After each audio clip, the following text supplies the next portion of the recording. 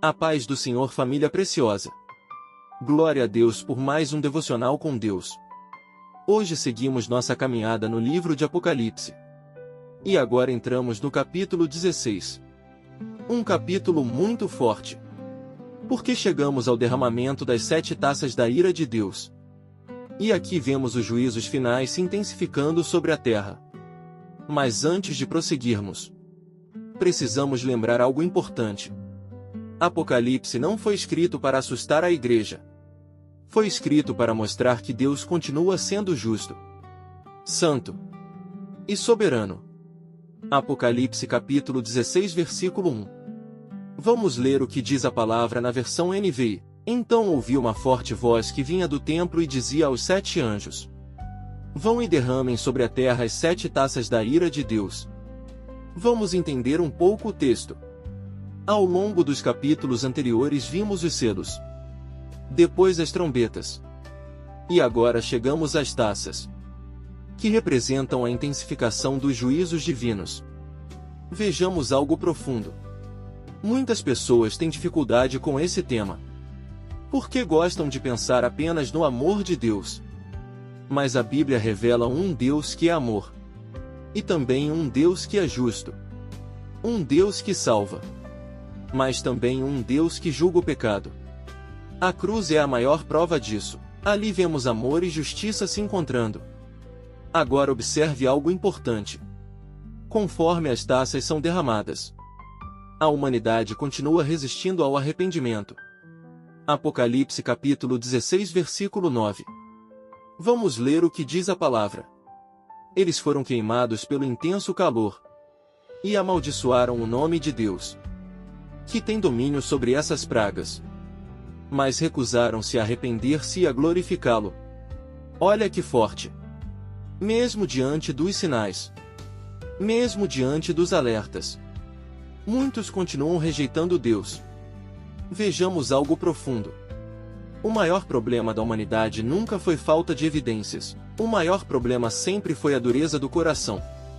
Por isso a salvação não acontece apenas por informação. Acontece por transformação espiritual, por rendição ao Senhor. Agora chegamos a uma parte muito conhecida do capítulo.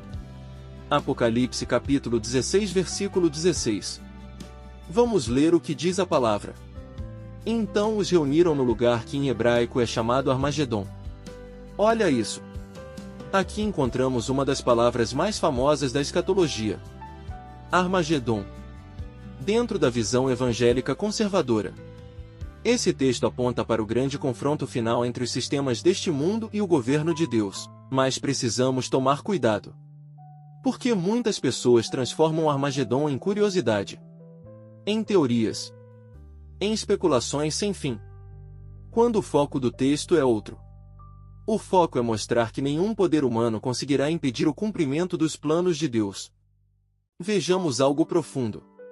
Ao longo da história surgiram impérios, governos, líderes poderosos. Mas todos passaram. Todos desapareceram. Somente o reino de Deus permanece para sempre.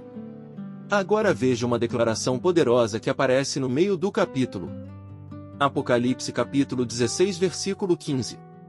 Eis que venho como ladrão. Feliz aquele que permanece vigilante. Olha que importante.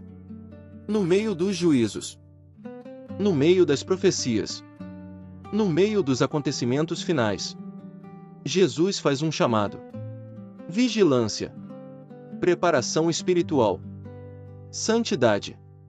O objetivo da profecia não é satisfazer curiosidade, é preparar vidas, é despertar corações, é levar pessoas a permanecerem firmes em Cristo.